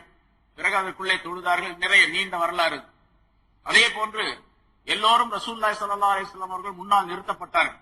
மக்காவாசிகள்ல பல தலைவர்கள், அபூ சுஃபியான் அதுவரைக்கும் இஸ்லாத்தை ஏற்றுக்கொள்ளவில்லை. அப்போ காபிரா தான் இருக்கிறார். அவர் காபிர்கள் அந்த மக்காவுடைய தலைவராக இருக்கிறார். இன்னும் பல பேர் ஓடி ஒளிந்து கொண்டார்கள். இன்னும் சில பேர் ஊரை விட்டு ஓடி விட்டார்கள். ஏன்னா இப்ப ரசூலுல்லாஹி ஸல்லல்லாஹு அலைஹி வஸல்லம் அவருடைய ஆதிக்கத்துக்கு உட்பட்டதாக மக்கா ஆகிவிட்டது. நாம் அவர்களிடத்தில் அகப்பட்டுக் கொண்டால் நாம் இதுவரைக்கும் செய்த தீமைகளுக்கும் இடையூறுகளுக்கும் பதிலாக நம்முடைய தலை போய்விடும், நம்முடைய உயிர் போய்விடும், நம்மை கொலை செய்து விடுவார்கள் என்பதாக பல பேர் மக்காவை விட்டு ஓடி போயிட்டாங்க. அதுல அபூஜஹலுடைய மகன் இக்ரிமா அவரும் ஓடி போயிட்டார், ஊரை விட்டு ஓடிட்டார். அப்புறம் அவரை கொண்டு வந்து அவர் இஸ்லாத்திற்கு வந்தார் என்பது வரலாறு. இப்ப அபூ சுஃபியானும் அதே மாதிரி உஹது போர்க்களத்திலே ரசூலுல்லாஹி ஸல்லல்லாஹு அலைஹி வஸல்லம் சிறிய தந்தை ஹம்ஸா ரலியல்லாஹு தஆலா அன்ஹு அவர்களை ஒரு படுகொலை செய்து அந்த இடத்துல ஷஹீதாக்கி வெற்றி வாகை சூடினோம் என்பதாக சொல்லி பலவிதமான தீமைகளை செய்த கொடூரமான ஒரு நிலையை செய்த வஹ்ஷி என்பவரும் கூட அங்கே இருக்கின்றார். இவர்கள் எல்லாம் ரசூலுல்லாஹி ஸல்லல்லாஹு அலைஹி வஸல்லம் அவர்கள் முன்னால் கொண்டு வந்து நிறுத்தப்பட்டிருக்கின்றார்கள். பல ஆயிரக்கணக்கான மக்கள் இன்னைக்கு என்ன செய்வார்களோ தெரியாது. நம்முடைய இதோடு நம்முடைய சகாப்தம் முடிந்து விட்டது. மக்காவில் இருக்கக்கூடிய குறைஷி என்ற இந்த வம்சமே அழிந்துவிடும். ஏன்னா ரசூலுல்லாஹி ஸல்லல்லாஹு அலைஹி வஸல்லம் அவர்களுக்கு கடந்த பல ஆண்டுகளாக மக்கா வெற்றி வரைக்கும் எடுத்துக்கொண்டா நுபுவத்துடைய காலத்திலிருந்து கிட்டத்தட்ட 20 வருஷத்துக்கு மேலாச்சு. 20 ஆண்டுகளாக நாம் மிகப்பெரிய கடுமையான எதிரிகளாக இவர்களுக்கு இருந்து வந்திருக்கிறோம். பலவிதமான தொல்லைகளை கொடுத்திருக்கின்றோம். பல சகாபாக்களுக்கு பலவிதமான இடையூறுகளை ஏற்படுத்தி இருக்கின்றோம். பலரை கொலையும் செய்திருக்கின்றோம். இந்த நேரத்தில் இவர்களிடத்தில் பிடிபட்டு விட்டோம். இப்பொழுது கைதிகளாக நின்று கொண்டிருக்கின்றோம். என்ன செய்வார்களோ என்று எல்லோரும் பயந்து கொண்டிருந்த நேரத்தில் ரசூலுல்லாஹி ஸல்லல்லாஹு அலைஹி வஸல்லம் அவர்கள் சொன்னார்கள், இன்னைக்கு உங்களை யாரையும் நான் எதுவும் செய்ய போறதில்லை. என்னுடைய சகோதரர் யூசுப் அலைஹிஸ்ஸலாம் அவர்கள் தங்களுடைய சகோதரர்களுக்கு எப்படி சொன்னார்களோ அதே வார்த்தையை உங்களுக்கு நான் சொல்லிக் கொள்ளுகின்றேன் என்பதாக சொல்லி லா தஸ்ரீப அலைக்குமுல் யௌம் யக்ஃபிருல்லாஹு லக்கும் என்பதாக சொன்னார்கள். உங்களின் மீது இன்று எந்த விதமான குற்றச்சாட்டும் கிடையாது. உங்களின் மீது நான் எந்த குற்றச்சாட்டையும் சொல்லவில்லை. உங்களை அல்லாஹ் தஆலா மன்னிப்பானாக என்று சொல்லி பொது மன்னிப்பளித்தார்கள் ரசூலுல்லாஹி ஸல்லல்லாஹு அலைஹி வஸல்லம். இந்த மன்னிப்பின் காரணமாக, பொது மன்னிப்பின் காரணமாக, இப்படி சொன்னதின் காரணமாக அதே நாள்ல ஒரே நாள்ல 2000 பேர் இஸ்லாத்தை ஏற்றுக்கொண்டார்கள் மக்காவாசிகளில். அதில் அபூ சுஃபியானும் வஹ்ஷி என்பவரும் உண்டு, இக்ரிமாவும் இருக்கிறார். ஹம்ஸா ரலியல்லாஹு தஆலா அவர்களுடைய வயிற்றை கிழித்து ஈரலை எடுத்து சுவைத்து துப்பிய இந்து என்ற அந்த பெண்மணியும் இருக்கின்றார். அவரும் இஸ்லாத்தை ஏற்றுக்கொண்டார். எல்லாரும் இஸ்லாத்தை ஏற்றுக்கொண்டார். 2000 பேர். இப்ப மக்கா வெற்றி, அதற்கு பின்னால மக்காவில சில ஒழுங்குமுறைகளை செய்தார்கள். ஏன்னா ஒரு நாட்டை பிடிச்சா அந்த நாட்டில் இருக்கக்கூடிய ஆட்சி முறையை ஒழுங்குபடுத்த வேண்டும். இதுவரைக்கும் பல நூற்றுக்கணக்கான ஆண்டுகளாக அங்கே ஷிர்குடைய ஆட்சி நடந்து கொண்டிருந்தது. இப்ப ஈமானுடைய ஆட்சி வந்து விட்டது. என்ன செய்ய வேண்டும்? எவ்வளவு பெரிய மன்னராக இருந்தாலும், எவ்வளவு பெரிய ராஜதந்திரியாக இருந்தாலும், அரசியல் வித்தகராக இருந்தாலும் அந்த மாதிரி செய்ய முடியாது. அல்லாஹ்வுடைய தூதர் என்ற காரணத்தினால் அல்லாஹ் தஆலா ரசூலுல்லாஹி ஸல்லல்லாஹு அலைஹி வஸல்லம் அவர்களுக்கு அந்த ஆற்றலை கொடுத்து உடனடியாக ஒரு சில நாள்களிலேயே அந்த நாட்டுடைய நிர்வாகம், மக்காவுடைய நிர்வாகம் எப்படி இருக்க வேண்டும் என்பதையெல்லாம் சஹாபாக்களுக்கு சொல்லிக் கொடுத்தார்கள். இந்த நேரத்தில் மக்காவிலிருந்து தாயிஃபுக்கு போற வழியில, மக்காவுக்கும் தாயிஃபுக்கும் இடையில ஹுனைன் என்று ஒரு இடம் இருக்கின்றது. அங்கே ஹவாஸின் என்று ஒரு கூட்டத்தார் வாழ்ந்து வருகின்றார்கள். அவங்க சொன்னாங்க, இந்த மக்காவாசிகளுக்கு போர் தந்திரங்கள்லாம் தெரியல, போரிடுவதற்குரிய முறை அவங்களுக்கு தெரியல. அதனால மக்காவாசிகள்லாம் தோத்து போனாங்க. முஹம்மது ஸல்லல்லாஹு அலைஹி வஸல்லம் அவருடைய படையினிடத்துல சஹாபாக்கிட்ட தோத்து போனாங்க. எங்கள்கிட்ட மட்டும் வந்தாங்கன்னு சொன்னா நாங்க ஒரு கை பார்த்துருவோம், நாங்க போர் தந்திரம் தெரிந்தவர்கள், நாங்க அவர்களை தோல்வியுறச் செய்து விடுவோம் என்பதாக ஹவாசின் என்ற கூட்டத்தார் சொன்னார்கள். இதை கேள்விப்பட்ட அந்த தாயிஃப் வாசிகள் சகீஃப் என்ற கூட்டத்தினர், சகீஃப் கிளையினர், சகீஃப் கூட்டத்தினர் தான் ஸல்லல்லாஹு அலைஹி வஸல்லம் அவர்கள் ஆரம்பத்தில் மக்காவில் இருக்கக்கூடிய நேரத்தில் தாயிஃபுக்கு பிரச்சாரத்திற்காக சென்ற பொழுது சிறுவர்களை ஏவி விட்டு கல்லால் அடித்தவர்கள் அந்த சகீஃப் என்ற கூட்டத்தினர். அவங்களும் சொன்னாங்க, ஆமா நாங்களும் உங்க கூட சேர்ந்துக்கிறோம், நம்ம 2 பேரும் சேர்ந்து சஹாபாக்களை முஹம்மது ஸல்லல்லாஹு அலைஹி வஸல்லம் அவர்களே அந்த படையை, முஸ்லிம் படையை எதிர்ப்போம் என்பதாக சொல்லி அவர்களும் அங்கே சேர்ந்து கொண்டார்கள். சேர்ந்து கொண்ட பின்னால இவர்கள் சேர்ந்து இப்படி போரிடுவதற்காக, அதாவது இஸ்லாத்தில் முஸ்லிம்களுடன் போருக்கு தயாராக இருக்கின்றார்கள் என்ற விஷயம் ரசூலுல்லாஹி ஸல்லல்லாஹு அலைஹி வஸல்லம் அவர்களுக்கு மக்காவுக்கு கிடைத்தது. உடனே சஹாபாக்கள் 10,000 சஹாபாக்கள் அங்கிருந்து வந்தார்கள் அல்லவா, மதீனாவிலிருந்து, இவர்களை எல்லாம் ஒன்று திரட்டினார்கள். அதே போல நாங்களும் வருகின்றோம் என்பதாக சொல்லி மக்காவிலே புதிதாக இஸ்லாத்தை ஏற்றுக்கொண்ட 2,000 பேரும் சேர்ந்துகிட்டாங்க. 12,000 பேராச்சு. 12,000 பேர் கொண்ட ஒரு படையுடன் ரசூலுல்லாஹி ஸல்லல்லாஹு அலைஹி வஸல்லம் அவர்கள் ஹுனைன் என்ற இடத்துக்கு போனாங்க. அந்த இடத்துல அந்த ஹவாஸின் என்ற கூட்டத்தார் இடத்துல, ஹுனைன் என்ற அந்த இடத்துல அந்த கபீலா, அந்த கூட்டத்தாருடைய தலைவர் ஒருவர் மாலிக் இப்னு அவுஃப் என்பதாக அவனுடைய பெயர், அந்த தலைவருடைய பெயர். அந்த தலைவர் எல்லா மக்களையும் கூட்டி, இப்படி முஸ்லிம்கள் நம்ம இடத்துல சண்டை செய்வதற்காண்டி, போர் செய்வதற்காண்டி வந்து இருக்கிறாங்க, நம்மளும் வந்து போர் செய்வதற்கு முதல்ல சொன்னோம், நம்ம போர் திறன் உள்ளவர்கள், தந்திரம் கொண்டவர்கள், அதனால இந்த சகீஃப் என்ற கூட்டத்தார் வந்து சேர்ந்துகிட்டாங்க, நம்ம பெரிய ஒரு போராக செய்து அவர்களை இன்றைக்கு இல்லாமல் ஆக்கிவிட வேண்டும், முஸ்லிம்களை அழித்து விட வேண்டும் என்பதற்காக வேண்டி பெரிய ஒரு தயாரிப்பை செய்தார்கள். படையை திரட்டினார் அந்த மாலிக் என்பவர், அந்த தலைவராக இருக்கக்கூடியவர். என்ன செய்யணும்னு கேட்டா, உங்களில் இருக்கக்கூடிய எல்லா மனிதர்களும் வந்து விட வேண்டும், ஆண்கள் மட்டுமல்ல பெண்களும் போர்க்களத்திற்கு வர வேண்டும். ஊரை விட்டு வெளியே இருக்கக்கூடிய ஒரு மைதானத்தை குறிப்பிட்டு அந்த மைதானத்துக்கு எல்லாரும் வந்து விட வேண்டும். ஆண்கள் பெண்கள் மட்டுமல்ல சிறுவர்களையும் கூட்டிக் கொண்டு வந்து விட வேண்டும். மனிதர்களை மட்டுமல்ல மிருகங்களை எல்லாம் கொண்டு வந்து விட வேண்டும். உங்கள்கிட்ட இருக்கிற ஆடு மாடு ஒட்டகம் எல்லாத்தையும் கொண்டு வந்துருக்கு போர்க்களம். ஏங்க அதெல்லாம் கொண்டு வர சொல்றீங்க அப்படின்னு கேட்டாங்க. ஆடு மாடுகள் மிருகங்கள் ஒட்டகங்கள்லாம் ஒரு பக்கம் நிக்க வைக்கணும், பெண்களை எல்லாம் ஒரு பக்கம் தனியா நிக்க வைக்கணும், பின்னால குழந்தைகளை எல்லாம் அந்த பெண்களோடு இருக்க வைக்கணும். முன்னால போர்க்களத்தில் முன்னால் நின்று ஆண்கள் போரிட வேண்டும், வயோதிகர்கள் அதற்கு பின்னால் நிற்க வேண்டும். இப்ப அந்த வாலிபர்கள் போரிடக்கூடிய நேரத்தில் போர்க்களத்தில் தங்களுடைய மனைவியர்களை பார்க்கின்றார்கள், தங்களுடைய குடும்பத்தார் பெண்களை எல்லாம் பார்க்கிறாங்க, தங்களுடைய சொத்துக்களை எல்லாம் பார்க்க. அவங்களுடைய சொத்து பெரும்பாலான சொத்துக்கள் கால்நடைகள் தான். கால்நடைகள் மட்டுமல்ல, அவர்களிடத்தில் இருக்கக்கூடிய தங்கம் வெள்ளி பொருள்கள் எல்லாம் அங்கே வந்து குவிக்கப்பட்டு விட வேண்டும் என்பதாக சொன்னார். எல்லாத்தையும் கொண்டு வந்துட்டாங்க. தங்கம் வெள்ளி போன்ற பொருள்கள் ஏராளமாக கொண்டு வந்து கூச்சி வச்சுட்டாங்க. அது ஒரு பக்கம் இருக்குது. இவங்க போர்க்களத்தில் எதிரி, அதாவது முஸ்லிம்களை இவர்கள் பார்க்கும் பொழுது போரிடக்கூடிய நேரத்தில் நம்ம போரிடுவது நம்முடைய மக்களுக்காக வேண்டி, நம்முடைய பொருளுக்காக வேண்டி, நம்முடைய கால்நடைகளுக்காக வேண்டி, நம்முடைய பெற்றோர் ஊற்றார் உறவினர்களுக்காக வேண்டி என்ற எண்ணம் அந்த இடத்துல வந்து வீர தீரமாக போரிட வேண்டும் அப்படிங்கிற ஒரு எண்ணத்துல கொண்டு வர சொன்னேன் அப்படின்னு சொன்னேன். இது நல்ல திட்டம் தான் அப்படின்னு எல்லாரும் வரவேற்றாங்க. ஏன்னு கேட்டா, இவர்களை பார்க்கும் பொழுது இவர்களுக்கு ஒரு ரோஷம் வரும், நம்ம எப்படியாவது வெற்றியாக வேண்டும், இல்லாவிட்டால் இவர்கள் எல்லாம் அனாதைகளாகி விடுவார்கள், பெண்கள் எல்லாம் கனவில் இல்லாதவர்களாக விதவைகளாக ஆகி விடுவார்கள், இந்த கால்நடை ஒட்டகங்கள் எல்லாம் அபகரிக்கப்பட்டு விடும், அதனால் நாம் வீராதீரமாக போரிட வேண்டும் என்பதற்காக இந்த எண்ணத்தை உருவாக்குவதற்கான எங்க எல்லா பொருளையும் கொண்டு வந்து வைக்க சொன்னார். அதே மாதிரி எல்லாம் கொண்டு வந்து வச்சாங்க. வச்சுட்டு இப்ப வர்றவங்க, அங்க மக்காவிலிருந்து வர்றவங்க அதிகாலை நேரத்துல வருவாங்க. இங்க இந்த இடத்துக்கு வந்து சேர்றது அவங்களுடைய சேரக்கூடிய நேரம் அதிகாலை நேரம், சுபுடைய நேரம், அதுக்கு கொஞ்சம் முந்தி வருவாங்க. அதனால நீங்க அங்க வந்து நிறைய அந்த முள் செடிகள் நிறைய இருக்கக்கூடிய இடம், இந்த செடிகளுக்கு பின்னால் மரங்களுக்கு பின்னால நீங்க மறைஞ்சு நின்றுக்கணும். இருட்டான நேரம் அது, சுபுவுக்கு முன்னால இருட்டான நேரம், இருளிலே நீங்கள் மறைந்து நின்று கொள்ள வேண்டும். இந்த முஸ்லிம்கள் எல்லாம் ஒன்றாக வரக்கூடிய நேரத்தில் திடீரென்று பாய்ந்து அவர்களை தாக்க வேண்டும் அப்படின்னு சொல்லி ஒரு ஏற்பாடு செய்து வைத்திருந்தார்.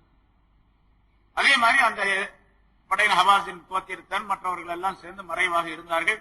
அங்கே பொருள்கள் எல்லாம் குவிக்கப்பட்டு இருந்தன. திடீரென்று சஹாபாக்கள் ரசூலுல்லாஹி ஸல்லல்லாஹு அலைஹி வஸல்லம் அவர்களுக்கு அந்த போர்க்களத்தில் வந்தவுடனே, அந்த இடத்துக்கு வந்த உடனே மறைஞ்சிருந்த இவங்க எல்லாம் திடீர் தாக்க ஒண்ணு சஹாபாக்கள் ஒண்ணும் செய்ய முடியும். திடீர் தாக்குதல் இவங்க எதிர்பார்க்கல. போருங்கிறது சாதாரணமா அப்படி நடைபெறாது. வெளிச்சம் வந்த பிறகுதான் போர் நடைபெறும். போர் முன்னால சொல்லியிருக்கோம், பத்ர் போர் எப்படி நடைபெற்றது, உஹது போர் எப்படி நடைபெற்றது அப்படிங்கிற இதெல்லாம் சொல்ல. 2 அணிகளும் அணிவகுத்து நிற்க வேண்டும்.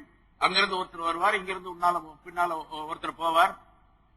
அவர் வந்து சில வீரதீர பாட்டுகளை பாடுவார், இவரும் சில வீரதீரர்களை பாட்டு பாடுவார். அப்புறம் 2 பேரும் சென்றார். அப்ப 2 பேர் வருவாங்க, 3 பேர் வருவாங்க, அப்புறம் எல்லாம் சேர்ந்து போர் நடக்கும். இப்படித்தான் போருடைய முறை அந்த காலத்துல இருந்தது. அதுக்கு நேர் மாற்றமாக திடீரென்று தாக்குதல் கூட சஹாபாக்கள் எல்லாம் சிதறி ஓட ஆரம்பிச்சிட்டாங்க. ஆனா ஒண்ணு என்னன்னு கேட்டா, இங்க அல்லாஹ் தஆலா சொல்லக்கூடிய கருத்து, இந்த சஹாபாக்கள் இங்க 12,000 பேர் இருந்தாங்க. சஹாபாக்களுக்கு மக்கா வெற்றி ஆன உடனேயே ஒரு விதமான பெருமை அவர்களுக்கு ஏற்பட்டு விட்டது. பெருமைன்னு சொன்னா நம்ம போல பெருமை அல்ல, இருந்தாலும் நம்ம அதிகமான பேர் இருக்கின்றோம் அப்படிங்கிற ஒரு நினைப்பு. அதிகமான பேர் இருக்கிறோம், 12,000 பேர் இருக்கிறோம், அதனால நம்மளை யாருமே தோற்கடிக்க முடியாது அப்படின்னு நினைச்சுட்டாங்க. யாருமே நம்மை தோல்வியுற செய்ய முடியாது. ஏன்னா ரசூலுல்லாஹி ஸல்லல்லாஹு அலைஹி வஸல்லம் ஒரு ஹதீஸ் சொல்லி இருக்கின்றார்கள், கைரு ஸஹாபா அர்பஆ, சஹாபாக்களில் சிறந்தவர்கள் 4 பேர். அபூபக்கர், உமர், உஸ்மான், அலி ரலியல்லாஹு தஆலா அவர்களை குறித்து சொல்லுகின்றார்கள். வ கைரு ஸராயா அர்பஆ, சிறிய படைகளிலே மிகச் சிறந்தது 400 பேர் கொண்டது. சின்ன படை, பெரிய படை. சரியா அப்படின்னு சொன்னது சிறிய படை. ரசூலுல்லாஹி ஸல்லல்லாஹு அலைஹி வஸல்லம் அவர்கள் கலந்து கொள்ளாத போருக்கெல்லாம் சின்ன படைன்னு பேர். அந்த காலத்தில் வரலாற்றிலே, இஸ்லாமிய வரலாற்றிலே ரசூலுல்லாஹி ஸல்லல்லாஹு அலைஹி வஸல்லம் எந்த போரில் எல்லாம் கலந்து கொண்டார்களோ அந்த போருக்கு பேர் பெரிய போர், பெரிய படை என்பதாக சொல்லப்படும். கஸ்வா என்பதாக சொல்லப்படும். ஸல்லல்லாஹு அலைஹி வஸல்லம் கலந்து கொள்ளாத போருக்கு பேர் சரியா, சின்ன படை அப்படின்னு சொல்லப்படும். அவருடைய கைரு சராயா, சின்ன படையிலே மிகச் சிறந்தது 400 பேர்களை கொண்டது.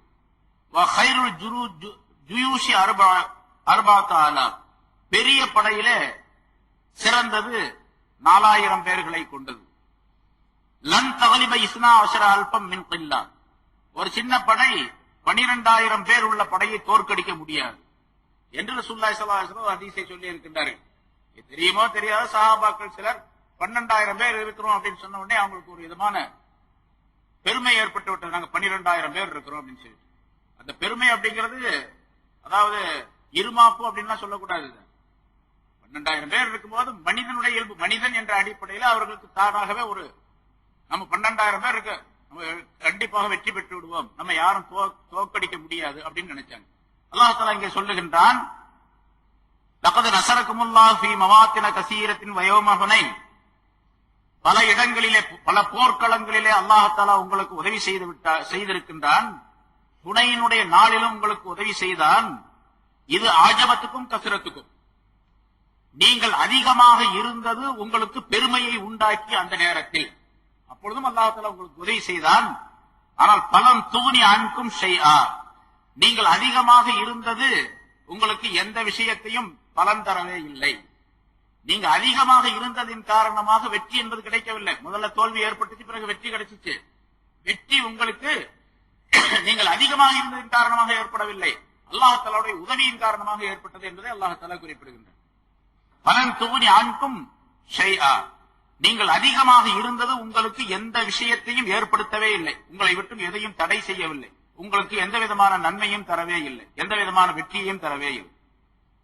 அது மட்டுமல்ல, இப்படி அந்த இருள மறைஞ்சிருந்த அவர்கள் தாக்கிய உடனே எல்லாம் சிதறி ஓட ஆரம்பிச்சிட்டாங்க. 12,000 பேர்களிலே ரசூலுல்லாஹி ஸல்லல்லாஹு அலைஹி வஸல்லம் அவர்கள் போர்க்களத்திலே நிலைத்திருந்தார்கள். எப்படி அந்த உஹதுல இருந்தார்களோ அதே போல ஒரு 100 பேரும் கூட இல்லையா அந்த இடத்துல. 12,000 பேரும் போயிட்டாங்க, எங்க போனாங்க தெரியாது, ஓடி போயிட்டாங்க, அங்கே இங்கே சிதறி ஓடிட்டாங்க. ஒரு சில நூற்றுக்கணக்கான மக்கள் மட்டும், சஹாபாக்கள் மட்டும் ரசூலுல்லாஹி ஸல்லல்லாஹு அலைஹி வஸல்லம் அவர்களோடு நிலைத்து அந்த போர்க்களத்திலே இருந்தார்கள்.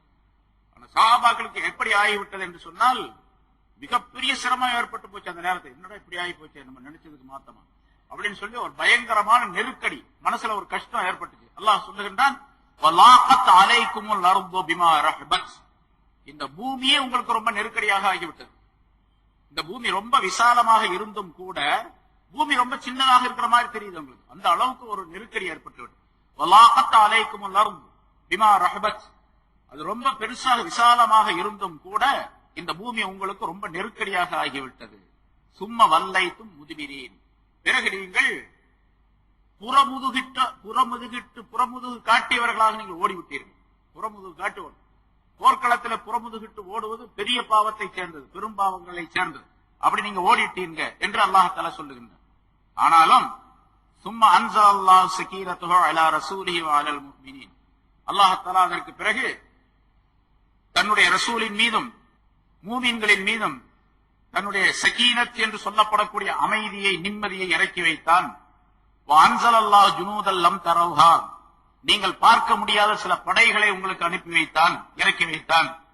ஃபஅல்லபல்லதீன கஃபரு, காபிரானவர்களை அல்லாஹ் தஆலா வேதனை செய்தான், தண்டனை கொடுத்தான். வதாலிக ஜஸாஉல் காஃபிரீன், இது காபிர்களுக்குரிய தண்டனை என்று அல்லாஹ் தஆலா குறிப்பிடுகிறார். இன்ஷா அல்லாஹ் அடுத்த வாரம் அது சம்பந்தமாக சில விளக்கம்